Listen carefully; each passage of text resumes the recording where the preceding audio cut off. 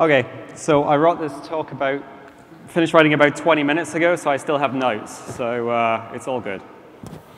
So if the Internet of Things takes off in the way we think it's going to take off, and it's starting tentatively to do so, if it lives up to its promises, it's going to bring with it as much change in the way we live our lives as the smartphone did before it.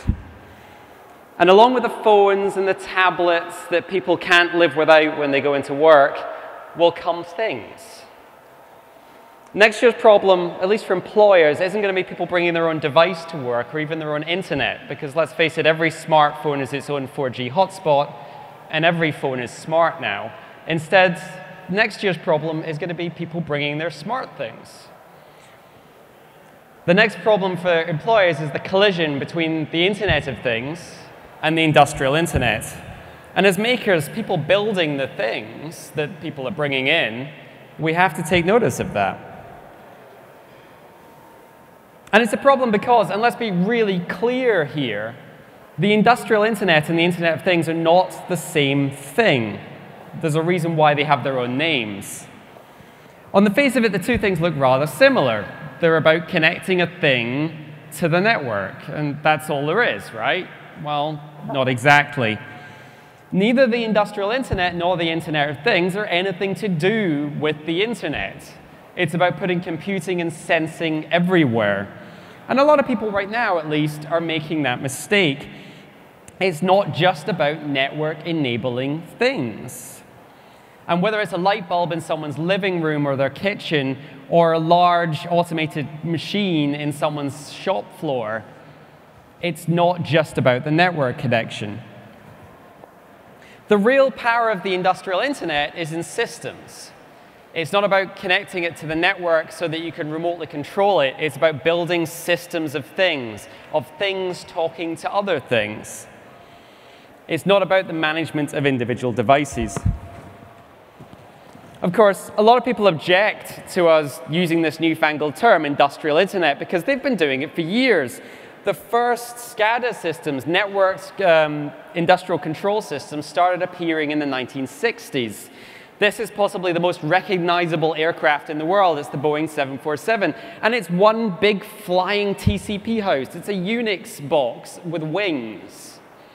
And depending on the situation, engineers can actually remotely connect to the plane and diagnose engine problems from the ground while it's in flight. So what's the difference between these SCADA systems and the industrial internet that we've been talking about? Well, I actually have a lot of sympathy for the people that have been stringing wire since the 60s. And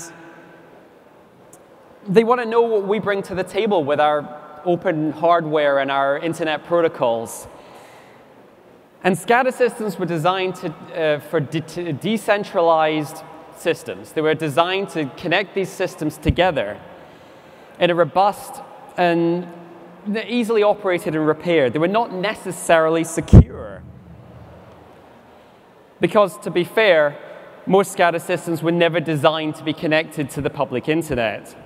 In fact, if you dig into the moldering pile of paper that you have next to your machine floor, on the shop floor, or whatever, the first line of this piece of documentation is probably going to say something along the lines of, "And this shall never be connected to another system ever."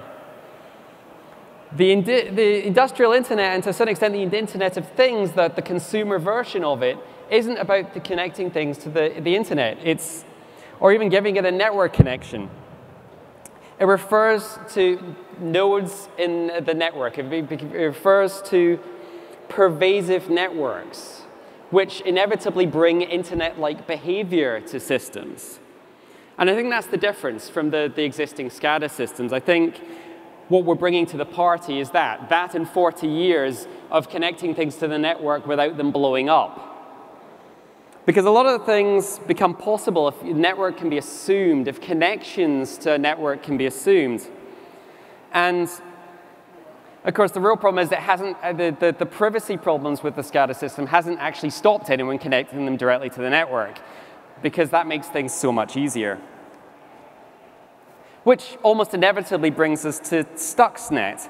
Now, just in case someone has never heard of Stuxnet, and it's been a few years now, so that is possible. Stuxnet was the first of a new breed of malicious code. It attacked in 3 phases. Firstly, it targeted Microsoft Windows and Microsoft Windows networks, replicating itself across the network. It sought out Siemens Step 7 software, which is a bit of Windows-based software that controls, is used for industrial control. Finally, it compromised the PLCs, the programmable logic controllers, attached to those boxes. And crucially, only if it came across a very small range of variable frequency drives, centrifuges in other words. The worm's author could therefore spy on and control these centrifuges. Now, most speculation surrounding Stuxnet targeted Iranian nuclear plants. And as many as 60% of the hosts that were infected by this worm actually were in Iran. And the complexity of the worm implies that there was some sort of large first world nation state behind it. And let's not go any further down that route. However, if anyone thinks Stuxnet was a one-off, that it couldn't be done without having the resources of a first world nation state, you're wrong. It's a harbinger of doom.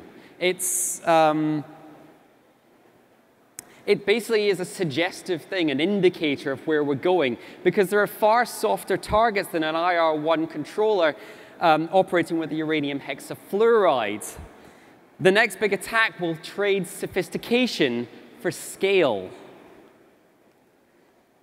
For instance, these are the global distribution of hosts infected with the Karna botnet. Now, the Karna botnet is actually sort of interesting. It was a worm, unlike most, it was designed for small embedded systems, not desktop PCs, not Windows PCs, and actually made use of a whole bunch of vulnerabilities, like really trivial stuff, like the default password on routers. And it's what the creator called, it was an anonymous researcher that built it for what the creator called the Great Internet Census of 2012. And as the author concludes, a lot of devices and services we have seen during our research should never have been connected to the public internet at all. As a rule of thumb, if you believe that nobody would connect that to the internet ever, nobody, then at least 1,000 people that did. And that's a real problem. You can't just take systems that nobody ever intended to be connected to a public network and throw it behind a NAT and then throw it onto the internet. And oddly, people seem to think that's a thing they should do, and it should worry you because it certainly worries me. And we can draw some parallels here, and because we've seen this before and not that long ago. The parallel I'm talking about, of course, is the bring your own device culture. A lot of people, in fact, perhaps most workplaces have now adopted. By the end of last year, something like 80% of companies responded to a Gartner survey saying that they allowed their employees, or rather encouraged their employees, to bring their own devices to work. Now, the numbers were skewed towards developing markets, as you might expect, where these sort of things are more common. But I think it's a pretty telling number. And almost everyone asked responded that the adoption was due to one thing: productivity. Not cost savings, not anything else, but productivity. Why? Because most workers thought they could get their stuff done, the stuff they needed to do, done faster and better with consumer devices rather than the traditional enterprise devices that their employer wanted to give them in the first place. And why is that? Well, because the customer of a consumer device is the person that uses it, and the customer of an enterprise device is generally the people that bought it, which are not normally the same thing. That's why enterprise software and user experience of enterprise software generally isn't that great. Don't get me wrong, there's some great enterprise software out there, and there's some really bad consumer software. But generally, that's not the way it works. The reason that bring your own device took off is that workers could get more done faster using, and with less pain, effectively, using their own software, their own phones, their own tablets, than the enterprise software that they were given. Now, whether they were correct in that assertion is totally irrelevant. It happened. Unsurprisingly, perhaps, inevitably, Most concerns about bring your own device were about security. Whether it was data security or device security or regulatory issues, really depending on which industry was involved. But the battle itself, whether these devices were coming into the workplace, was entirely lost. And beyond those phones, those tablets, and those devices, the personal laptops, come things. Because our computing is slowly diffusing out into our environment. And for the most part, it's happening quietly behind the scenes. And everyday objects are becoming smarter and network-enabled. And in 10 years' time, everything you carry with you, everything you wear, every piece of jewelry will be network-enabled, it'll be smart, it'll be measuring, calculating, and weighing your life. In 10 years' time, your world, is going to be full of sensors. And right now, those sensors are in our cell phones, but technology is only really mature when it's invisible. So it's not just our cell phones, it's our things. It's like internetable weather stations, electricity monitors, or thermostats.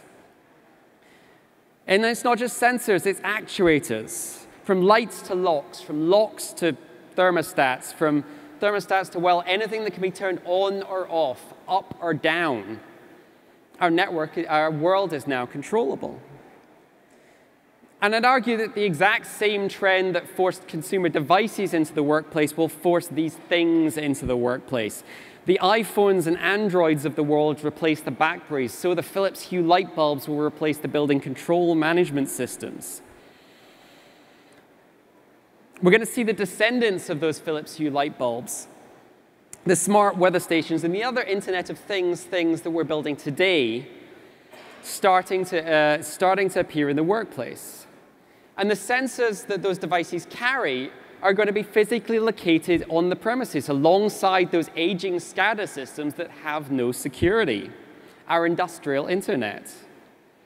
And we're going to see that happen because just like the bring your own device movement, people will be able to do more things more quickly, more friendly, and easier with those devices they're used to.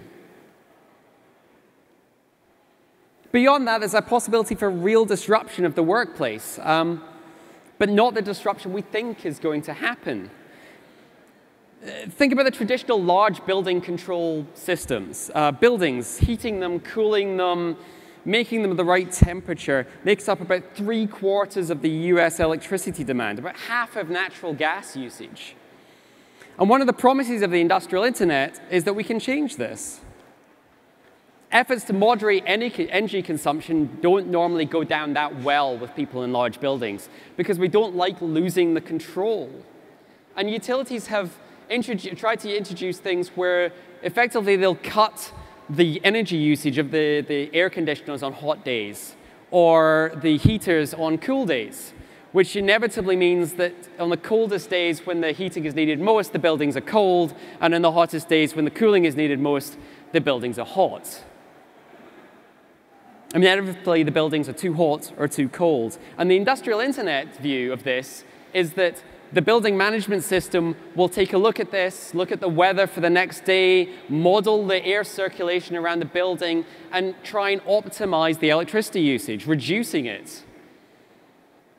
And predict, and try and predict how this is going to work based on hourly electricity prices.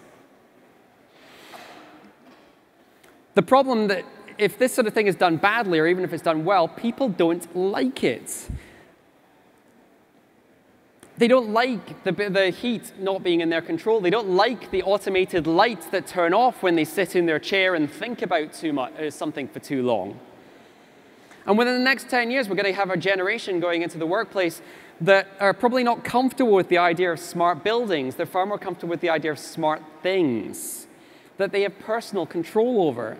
And they're going to start bringing those in from home.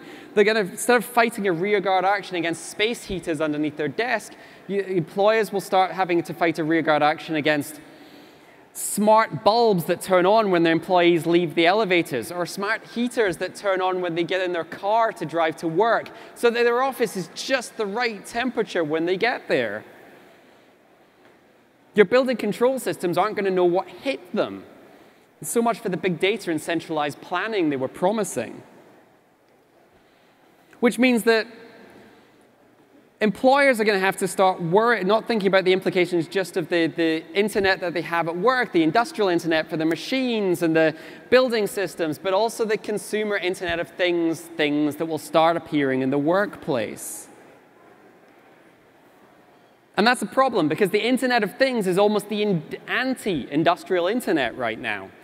And it's not just employees that are bringing these things into the workplace, especially in customer-facing services industries like, for instance, hotels.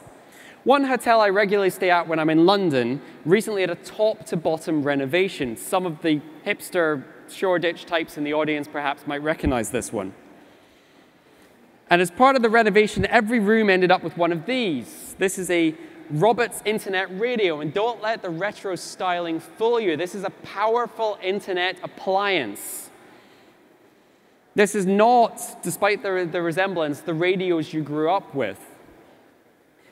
Now, soon after this hotel was renovated, I ended up staying there. And I wasn't feeling that well. In fact, I was feeling downright lousy. And all I wanted to do was stay in my room in a snuggly blankie and not do very much at all. But I got bored. And I started poking around with the new toy, that internet radio. Now, when I'd arrived in my room, the internet radio was playing smooth, cool jazz. Now, presumably, it hadn't been playing that since this morning when the room was cleaned, and sometime between me getting in the elevator and arriving in my room, something from the booking system had flipped the radio and turned it on and tuned it to the right station, and it was all nice. I actually presume someone had reverse engineered the RESTful API and stuck some COBOL underneath and tied into the hotel management system because, hey, most of those things are still written in Fortran. Anyway, interestingly, when I was poking around in the radio, it wasn't on the customer-facing network. It was an entirely separate network that was just dedicated to pushing music around the hotel for these radios that was in everyone's room. Well done, them. That's excellent. But this wasn't a device designed for industrial deployment. And for the sake of argument, let's extend the word industry to hotels, shall we? It's a reasonable argument. Like a lot of IoT's devices, and again, let's leave the argument aside for whether the audio devices or Apple TVs or IoT devices, they are just as much as smart light bulbs. Like a lot of IoT devices, this thing had an app. Now, the app, unsurprisingly perhaps, presumes, or in fact requires, that the radio and the phone are on the same network. And that wasn't the case here because the hotel had deployed it in a slightly different way than the manufacturers expected it, because they didn't expect it to go into an industrial setting. Now, the hotel didn't care about the app. They cared about their COBOL, Fortran, Perl mashup that connected their booking system into the radio's RESTful API. But I did, because I wanted to stay in bed. I was feeling poorly, remember. I wanted blankies. So I wanted the app. So what I did was I went back to the configuration menu. And it proved really rather simple to add a second network profile to the radio and drop it onto the consumer-facing network, the open network that the hotel had. And now I could use it with the app, which was nice because I could retire to bed. Except I wasn't alone. These radios advertised themselves over the network using UPnP. And it seemed that a bunch of other people had done exactly what I had done, except not. Because the default behavior for these radios when they're factory reset is to find the first open Wi-Fi network they can find and put themselves on it. Because that's a reasonable behavior for a consumer Internet of Things thing, which should be easy to set up. And it actually turns out to be remarkably easy to reset these things by accident. And maybe out of a couple of hundred radios in the hotel, I could see at least 30 on my app. Of course, to access someone else's radio and not just mine, I needed to use a PIN code. All was well. But the radios have been factory reset. Anyone want to take a guess at what the PIN code was? Anyone? 1, 2, 3, 4. I tried 000 first. Anyway, that guessed it. You guessed it. It worked on every single radio except mine. I had added an extra network profile because I wanted to put it back on the original network when I left because I'm a nice guy. most of the time. But now I had control, if I wanted to, of around 15 to 20% of the radios in the hotel. And these were hardwired in. Can you imagine what I could have done to the hotel's reputation? Ever wanted to listen to hard rock music at 4 a.m. in the morning without any opportunity to turn it off?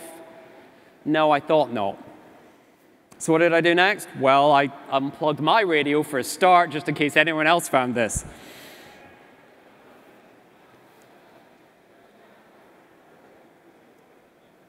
This security vulnerability was something the hotel had because they'd taken a consumer-targeted device and employed it in an industrial context.